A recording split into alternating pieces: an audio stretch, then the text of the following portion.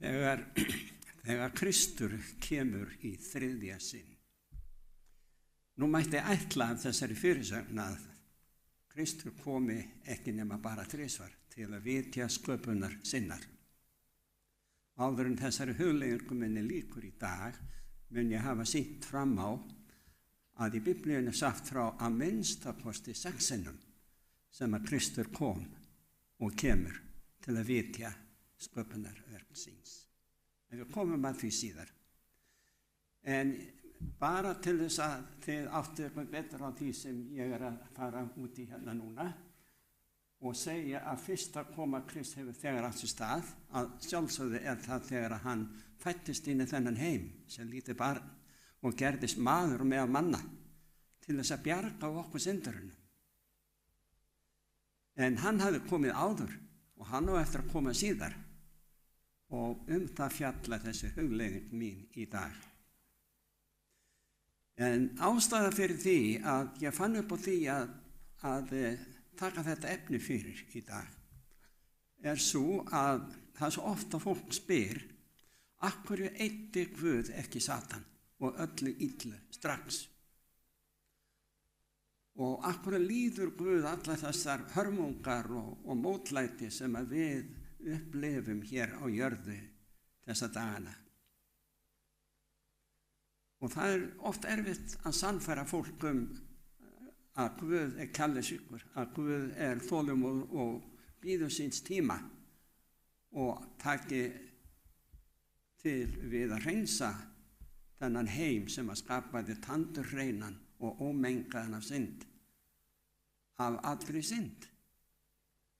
Og ég ætla að reyna, ef mögulegt er, að með þessu erfiða efni dagsins að sýna ykkur fram á eitt og annað að Guð er þolinmóður, Guð er góður og hann mun hreinsa þennan heim af allri synd en aðeins á þeim tíma sem það er rétt og þeim munum komast að raunum á rannsókn okkar í dag að það er ákveðið tími sem Guð hefur sett sem er hinn eini rétti tími til að hefjast handa við að hreinsa heiminn af synd og syndurum og þar með Satan og hans árum. En við skulum halda áfram og skoða nánar. Fyrst vil ég benda athygli ykkar á, eða sem sagt beina ykkar athygli á að þeirri staðurinn að Guð hefur skapað aðra heima en þennan. Eins og segir í Nehemíu 9. kafla. Þú drottin, þú einn ert drottin.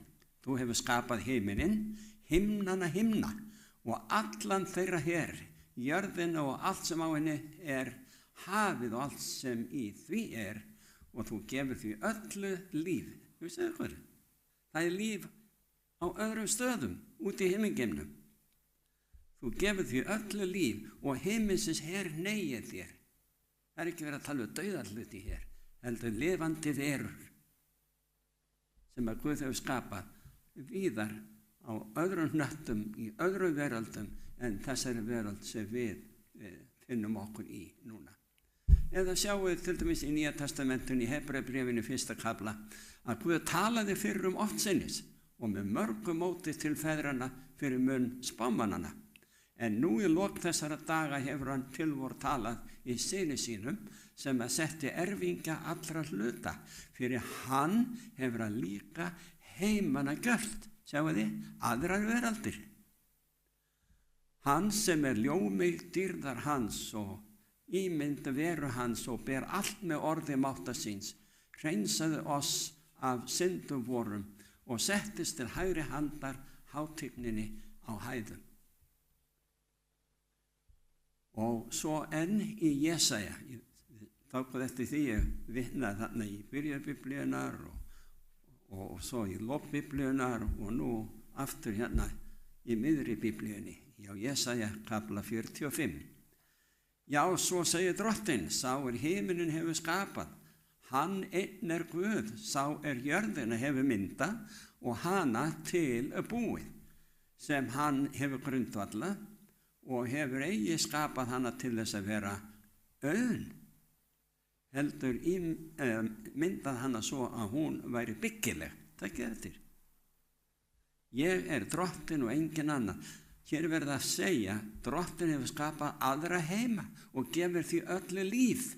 Ekki endilega okkur í einustu plánetu eða tungli. Nei, heldur í hverri veröld hefur hann skapað til þá möguleika að þar geti líka verið líf og þar líf. Því að það við lásaði rétt á þann að allur himinin hneigir sig fyrir þér, skaparinn. Og þá verið að tala lifandi verur, engla og aðrar verur eins og okkur. Svo förum við í Åpenbarunarbókina í 12. kafla og þá bregður við allt annan tón. Þá hófst stríð á himni. Hér verið að segja frá einhverju sem gerðist á himni. Mikael, sem Kristur, og englar hans fóru að berjast við drekann. Drekinn barðist og englar hans. Hér verið að tala Satan og hans ára sem kallaðir, hann kallaður dreki. En þeir fengu eigi staðist og ég heldur lengur við á himni og drekana mikla var varpa niður innum gamla höggormi sem heitir djöfull og Satan, honum sem afvegaleiðir alla heimsbyggðina, honum var varpa niður á jörðina og englum hans var varpa niður með honum. Svo að drekinn Satan sem áður hét Lúsifer, sem yndislegt nafn yfir yndisfagra veru sem einu sinni var, en gerði sjálfa sig að þessu djöfli og uppreisnar segn gegn Guði og stjórn hans, og það á himni. Og af hverju eitti hann honum ekki þá strax? Við möttum að komast að því. En það segir þarna í framhaldi, og ég heyrði mikla rödd á himni segja, nú komið hjálpræði og mátturinn og ríki Guðs vors og veldi hans smurða. Því að niður hefur verið varpað kæranda bræðra vorra, honum sem þá ákærir fyrir Guði vorum dag og nótt. Sem sagt, Satan og hans árar að klaga okkur og kæra okkur alla daga, alla tíða síðan að bara frá upphæfi vega, frá því að Adam og Eva fjalli fyrir bráðum hans, eins og sagt frá í byrjun Biblíunar. Satan var yndisfagur engill og enn í dag, þó að sé kallaður djöfull og Satan. Þess vegna getur hann blekkt svo marga því að hann voldugur. Þetta var voldugasta skapaða veran í alheimi Guðs í eina tíð. En hann vildi eitthvað meira og gerðist öfundsjúkur út í Guð sjálfan, skaparan. En við komum að því. En af því að hann gerði stríð gegn Guði almáttugum og þeim englum og öðrum verum sem fylgdu honum á málum, þá var Satan og hans árum kastað út af himni. En þeir fengu að vera hér á jörðinni að því að hér höfðu menn fallið í synd. Hvergi annar staðar gátu þeir haft við í heiminum, í alheiminum. Svo nú spurt, hvað orsakaði fall Satans frá æðstu virðingastöðu á himni? Það segir í Jesaja 14. kafla, hvers ertu hröpuð af himni, þú árborna morgunstjarna? Hversu þú að velli lagður undir okkar í þjóðana? Þú sem sagður í hjarta þínu, hérna kemur orsökin fyrir uppreist Lúsifers gegn Guði á himnum. Þú sem sagðir í hjarta þínu, ég vil uppstíga til himins, ofar stjörnu Guðs vil ég reisa veldistól minn. Þetta var valdabarátta. Á þingfjalli Guðanna vil ég setjast að, yst í norðri. Ég vil uppstíga ofar skýjaborgum, gjörast líkur hinum hæsta. Verið eins og Guð. Þetta var synd sem byrjaði á himnum, á meðal annars áður syndlausra engla. Og Guð talaði eða sem reyndi að mæla þannig til uppreisnar seggjana, ef ég má kalla það, og gaf þeim möguleika á að iðrast. En það dugði ekki neitt. Það var bara barátta hver hefði völdin. Ekki endilega með byssum og skriðdrekum eins og gerðir hér við jörðu heldur. bara barátta völdin að sannfæra sem flesta í alheimi Guðs að Guð vondur. Hann ekki góður Guð.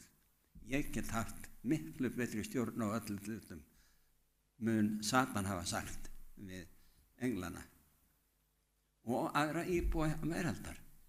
En það aðeins þessi eina veröld sem við búum í sem lét sér segjast eða treysta á það sem Satan hafði að segja. Og við lesum það í byrjunarköflu Biblíunnar, en við látum það bíða. Skreppum yfir Jóhannes í 8. kafla það sem að Jesús segir sjálfur. Nú voru hann að tala við leiðtoga safnaðarins sem þá þekktist. Hví skiljið þér ekki mál mitt, af því þér getið ekki hlustað á orð mitt. Þér eigið djöfulinn af föður og viljið gera það sem faðir yðar girnist. Hann var manndrápari frá upphafi og aldrei í sannleikanum, því í honum finnst engin sannleikur. Þegar hann lýgur fer hann að eðli sínu, því hann lýgari og lyginn af faðir. En af því að ég segi sannleikan, trúið þér mér ekki. Hver yðar getur sannað á mig synd? Ef ég segi sannleikan, hví trúið þér mér ekki? Sá sem af Guði heyrir Guðs orð. Þér heyrið ekki, vegna þess að þér eruð ekki af Guði. Og hugsið ykkur, þegar við lítum í kringum okkur í dag, það mikið af kristnu fólki svokölluðu, allstaðar, í flestum löndum. En þeir fara ekkert eftir orði Guðs, segjast vera kristnir. Og það boðað orð frá prédikunarstólum hinna ýmsu kirkjudeilda víða í löndum og líka hér á landi. Eitthvað sem ekki sannleikur, sem ekki í samræmi við orð Guðs. Og Kristur ekkert ánægður með það. Og við í þessari kirkju höfum verið að reyna að koma á framfæri í gegnum boðskap frá þessu púlti hér og eins í gegnum útvarpsboðun undanfarin ár. Það gengur mjög hægt, mjög rólega. Ég segi ekki að það sé árangurslaust, en alveg svo á Jesú Krist. Það voru bara fáir sem tóku mark á honum. Fáir sem aðhylltust hann. Eins það í dag. En við vitum að orð Guðs segir anda Guðs verður úthellt yfir allt hold áður en Kristur kemur aftur. Þess vegna þurfum við að halda þessum dyrum boðunar opnum og vera dugleg við að boða og vitna góðan Guð, kærleiksríkan Guð, sem gaf Lúsifer tækifæri í það endalausa því virðist. En hann gat ekki eitt honum, eins og menn krefjast í dag, af hverju gerða þetta ekki, af því að þá hefði það haft áhrif á skapaða verur í veröldum sem ekki höfðu fallið, í heimum sem Guð hefur skapað, skiniborna verur sem hlustuðu á hvað var að gerast annars staðar í sköpunar heimi Guðs, en fylgdu ekki Lúsifer að málum, en hugsuðu málið. Ef að Guð hefði farið að eyða Lúsifer strax, þá hefðu raddir komið á stað sem að segðu, jú, Lúsifer hafði rétt fyrir sér. Guð harður, hann deyðir. Nei, þetta lega boðskapur, en Guð varð að leyfa sem sagt henni illa að fara sínu fram tíð til þess að ávöxtu þeirra athafna kæmi í ljós. En við skulum skoða meira. Við spyrjum hve margar uppreisur munu eiga sér stað. Það vegna þess að Biblía segir frá einni uppreisu og líka annarri uppreisu. Og þar á meðal segir, og það Kristus sem talar, undrist þetta ekki. Sú stund kemur þegar allir þeir sem í gröfunum munu heyra röst hans og ganga fram.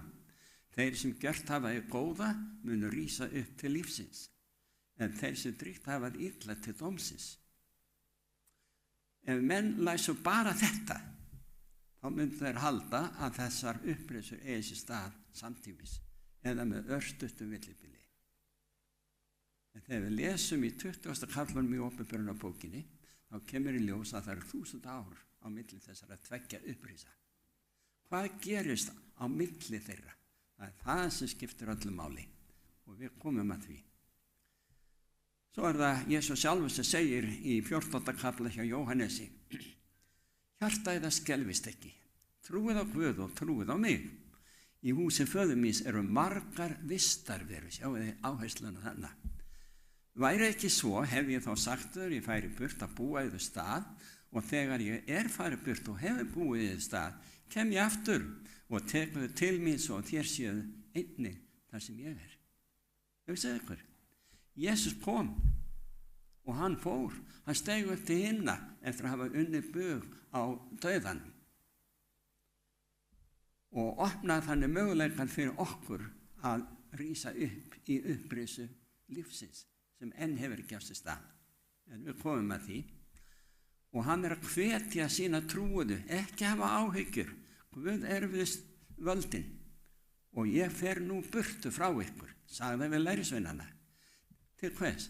Að búa ykkur stað, að skapa fyrir ykkur húsakynni og akra og umhverfi þar sem ykkur líður vel. Og þegar þetta er allt tilbúið, þá kem ég aftur, þess að segir hérna, til þess að þér séu þar sem ég er. Og hann er að boða þannig, þið verðið með mér alla eilífð. En það á ýmislegt eftir að gerast áður að þetta getur gerst. Og við komum að því. Þess að segir í 1. kapitula í Opinberunarbókinni, sjá, hann kemur í skýjun, þetta er Kristur að koma. Og hvert auga mun sjá hann, jafnvel þeir sem stungu hann.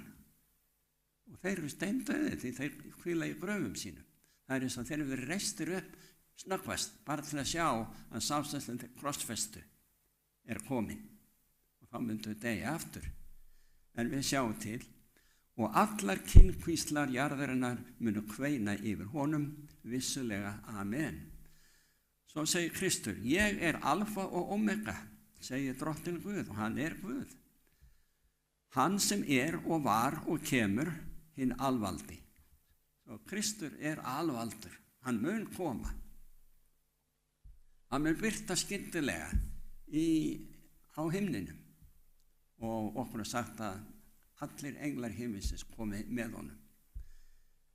En þegar hann kemur og reisir upp dána, réttláta, sem hafa dáið í trú á hann, verða þeir skildir eftir sem að kallast ranglátir og bíða upprisu dómsins í 1000 ár.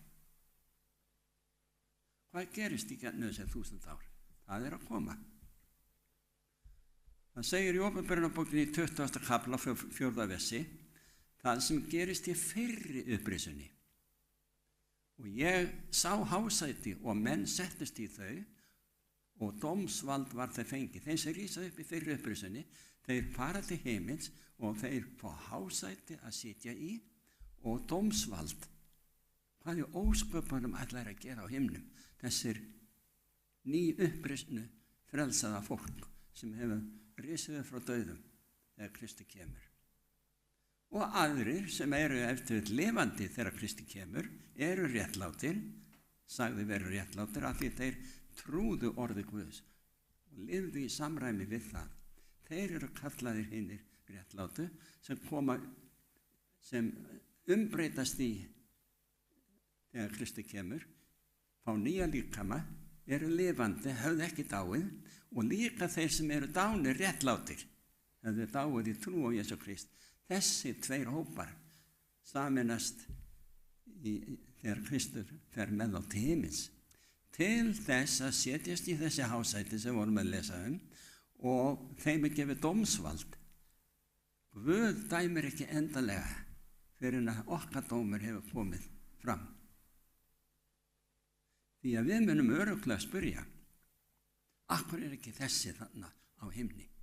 Ég hélt að þessi þarna, hann prédikaði meira að segja orð Guðs og hann ekki hér.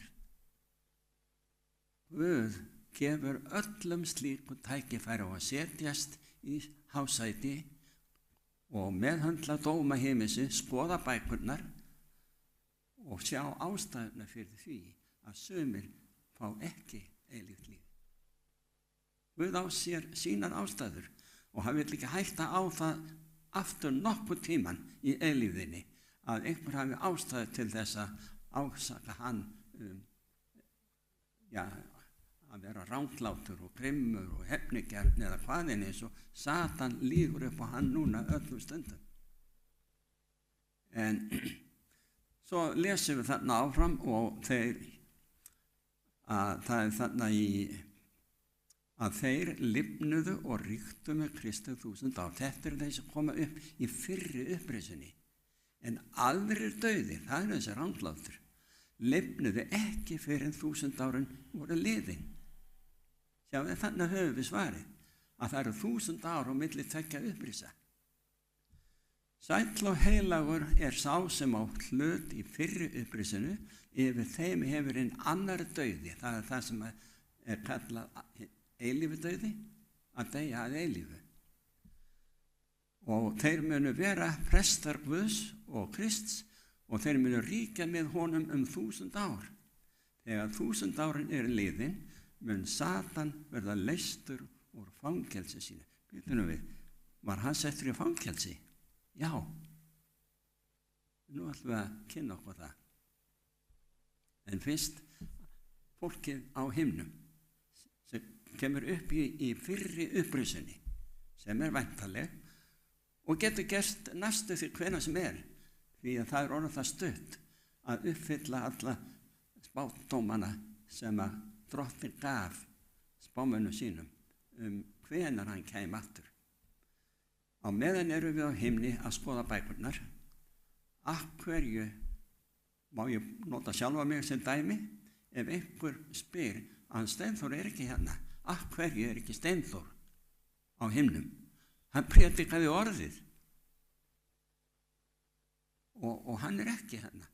Haldið að þetta varpi ekki skugga á Guð og skapi efasemdir að hann sé ekki réttlátur, af því að þið treystu því að Steinþór boðaði bara sannleikann.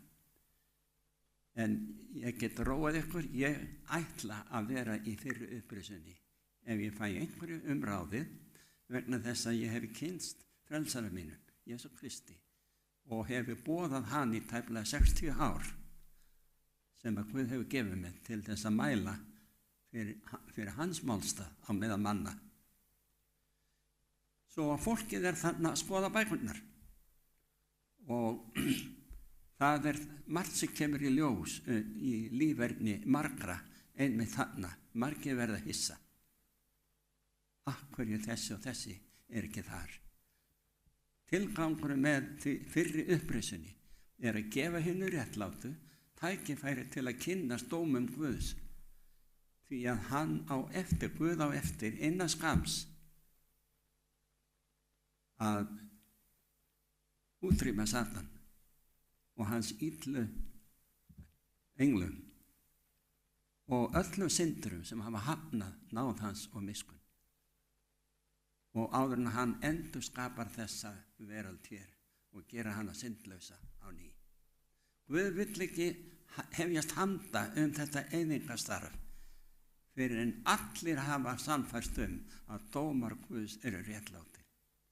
Og það gerist ekki seinna en í lok 1000 ára tímabilsins, því þá kemur Kristur aftur til jarðar. Það í þriðja sinn sem hann kemur. Og hann þá með borgina helgu, staðið sem hann að útbúa fyrir okkur núna og verður okkar heimkynni alla eilíð á nýrri skapaðri jörð. Svo lesum við í 20. kaflanum frá 11. versi í Åpenbarunarbókinni og ég sá mikið hvítt hásæti og þann sem í því satt og fyrir ásjón hans hvarf himinn og jörð og þeirra sá engan stað og ég sá þá dauðu, stóra og smáa, standa frammi fyrir hásætinu og bókum var flett upp. Og annarri bók var lokið upp og það lífsins bók. Og henni dauðu voru dæmdir eftir því sem ritað var í bókunum, samkvæmt verkum þeirra. Og hafi skilaði henni dauðu þeim sem í því voru og dauðin og hel skilaði þeim dauðu sem í þeim voru. Og sér hver var dæmdur eftir verkum þeirra, verkum sínum. Og dauðanum og helju var kastað í eldstykið. Þetta hinn annar dauði, eldstykið. Og ef einhver fannst ekki skráður í lífsins bók, var honum kastað í eldstykið. Þarna verður hreinsun. Og Guð í visku sinni veit að það borgar sig ekki að gera neina hreinsun, hvorki strax á himni þegar Lúsífer gerði uppreisn gegn honum, eða einhver tíman á okkar tíma hér á jörðu, ekki fyrir að allir hafa sannfærst að dómar hans réttir, og það gerist ekki fyrir í lok 1000 áranna þegar Kristi kemur núna næst og sækir okkur og býður okkur velkomin inn í himinin, og þá byrjar dómstarf á himni þar sem að hinni frelsuð setjast í virðingasæti og fá að skoða alla dóma Guðs, ekkert hulið. Og aldrei aftur í allri heims veraldarsögunni mun verða hægt að ásaka Guð að vera ranglátur eða harður eða ósanngjarn. Því að dómarnir hafa komið leitt í ljós að Guð góður Guð, kærleiksríkur Guð, og gaf okkur tækifæri að yfir að synda okkar. Og til þess kom Jesús í heiminn að gerast maður á meðal manna, lét taka sig á lífi þess vegna til að vera þessi syndafór fyrir syndir allra. Hann einn gat frelsað okkur, sá sem skapaði okkur, það var Kristur. Og svo er bara spurt, hvað munu réttlátir aðhafast á himni í 1000 ár, bara það sem við verðum að tala Þar segir sem sagt að á þessum tíma mun mörgu spurningum verða svarað og hólpnir komast að raunum að þá staðreynd að Guð dæmir réttilega. Á þessum 1000 árum mun það verða augljóst að Guð ekki bara réttlátur, heldur mun það verða yfirlýstur réttlátur Guð í eitt skipti fyrir öll alla eilífð. Uppreisnin mun aldrei aftur koma. Syndin mun aldrei aftur ná sér á strik í alheimi Guðs. En það ekki hægt að koma því í kring fyrir að allir hafa sannfærst að dómar Guðs eru réttir. Til þess fyrri upplýsan að bjóða okkur inn í himinin og Kristur kemur að sækja okkur og felur okkur þetta dómstarf. Og að því loknu óhætt að koma til jarðar í 3. sinn með borgina og endurskapa þessa jörð, en það gerist eitthvað akkurat í blá lokin á 1000 árunum. Og við skulum bara fyrst kanna hérna nokkrar lýsingar í Biblíunni varðandi ástandið á þessum 1000 árum hér á jörðu. Svo Jeremías spámaður, hann gerir því góð skil og hann lýsir ástandi jarðar og ástandi mannkynsins í 1000 ár. Hann segir í 4. kafla Jeremía: Ég leit jörðina og sjá hún var auð og tóm. Ég horfði til himins og ljós hans var slokknað. Ég leit á fjöllin og sjá þau nötruðu og allar hæðirnar þær bifuðust. Ég litaðist og sjá, þar var engin maður og allir fuglar himinsins voru flúnir. Ég litaðist og sjá, aldingarðurinn var orðin að eyðimörk og allar borgir hans gjör eittar af völdum drottins, af völdum hans brennandi reiði. Og það engin maður á jörðinni í 1000 ár. Af hverju? Af því að þeir dóu, þessi ranglátu. Þegar Kristur tók réttláta með sér til himins, rangláti sem eftirurðu, þeir dóu. og þess vegna jörðinu engan mann að sjá. Og við sjáum hvernig borgirnar verða í dag, sprengjur og manndráp og hvað eina. Og eitthvað líkt þessu ef til vill eða ennþá verra mun eyðingin verða á þessi 1000 árum. Og Jeremíja heldur áfram að lýsa þessu ástandi. Svo segir Drottinn allsherjar, sjá, ógæfa fer frá einni þjóð til annarar og ákafu stormur rís á útjaðri jarðar. Þeir sem Drottinn hefur fellt munu á þeim degi liggja dauðir frá einum enda jarðarinnar til annarar.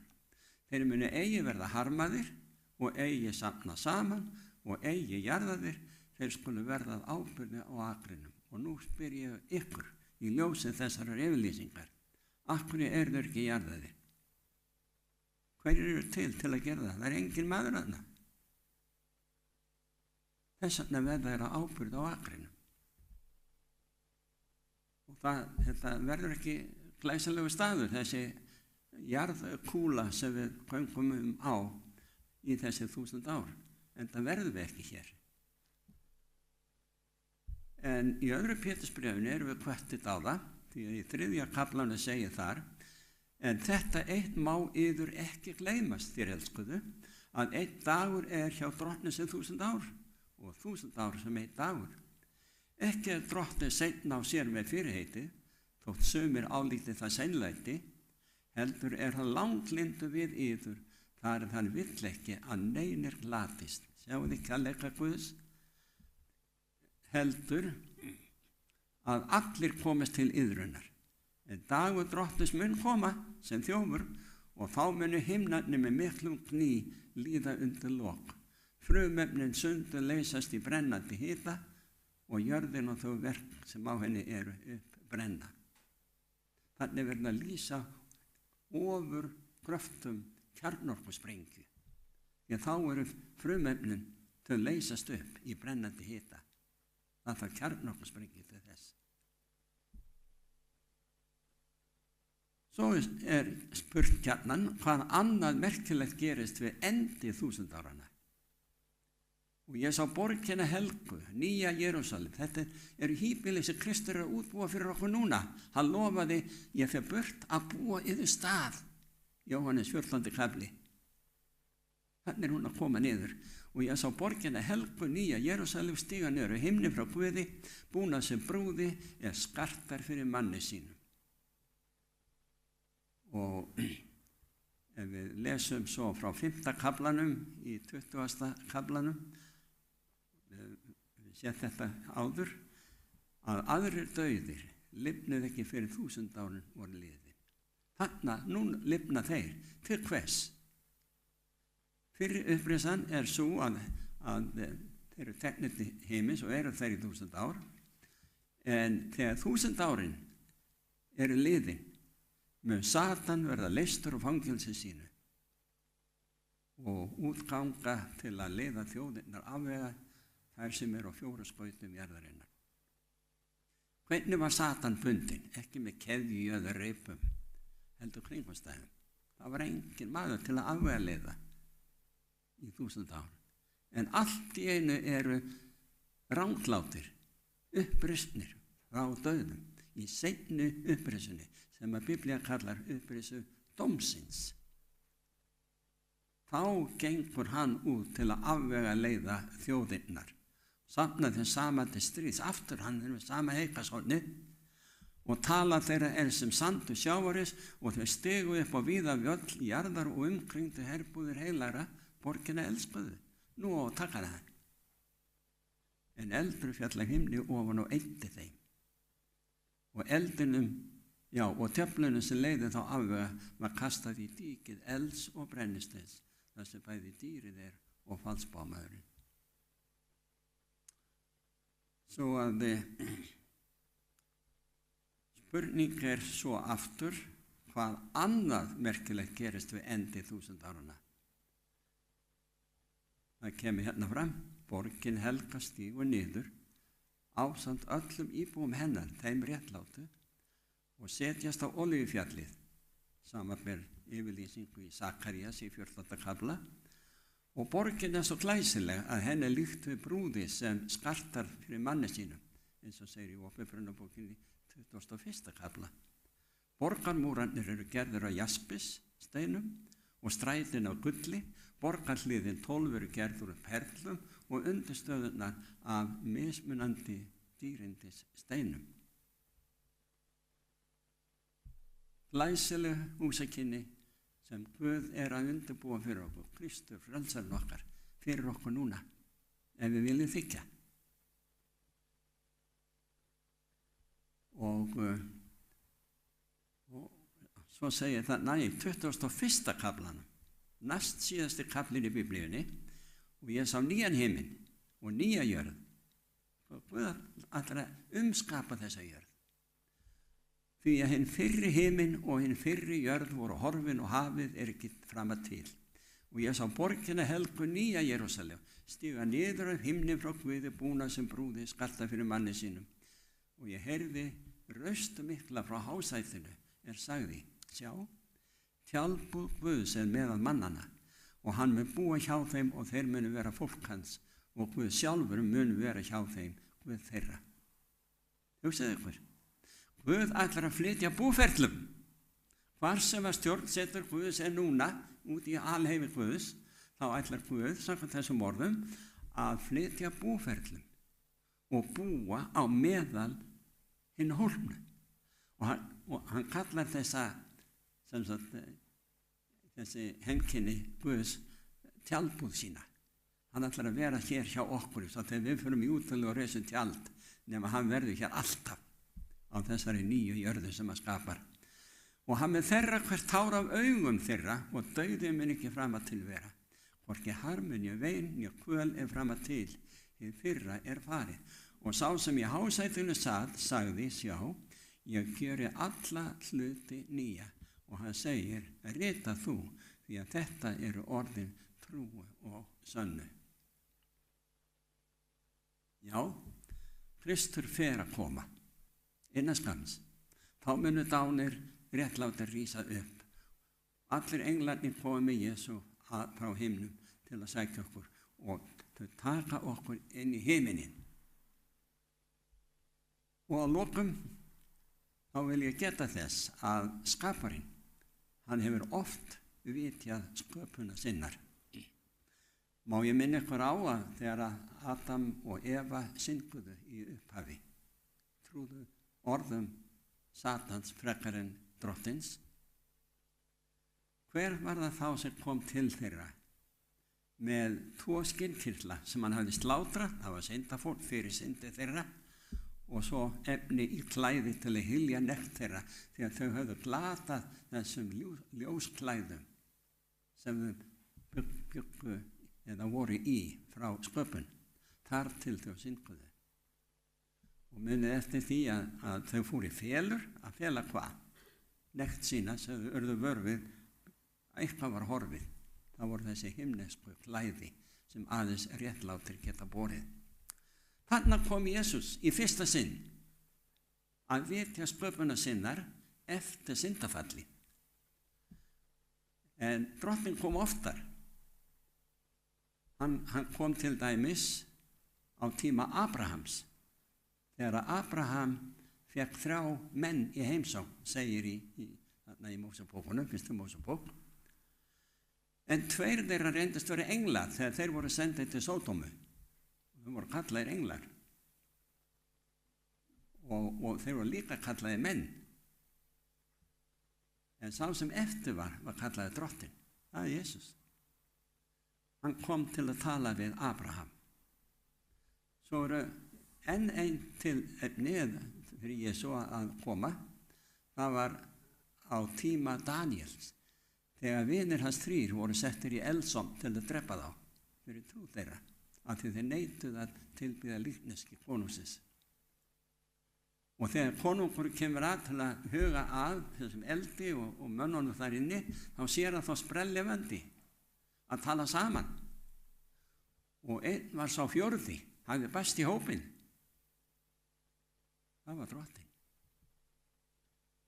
Svo þannig var Jesús kominn aftur. Hann kemur alltaf öðru hverju til að vitja eignar sinnar. Og svo kom hann auðvitað þegar að hann fæddist í heiminn. Það er þá 4. heimsóknin sem við vitum um. Og svo er það 5. heimsóknin þegar hann kemur næst að sækja fólki sitt inn á hólnu, hvort sem þeir eru lifandi eða dáni þá. Og 7. heimsóknin sem við vitum um til þessara jarðar er þegar hann kemur þar næst með borgina sem hann er að undirbúa núna fyrir okkur til að setjast hérna á jörðina og þegar Guð opinbera sig fyrir syndurum sem ætla að taka borgina á deyja þeir.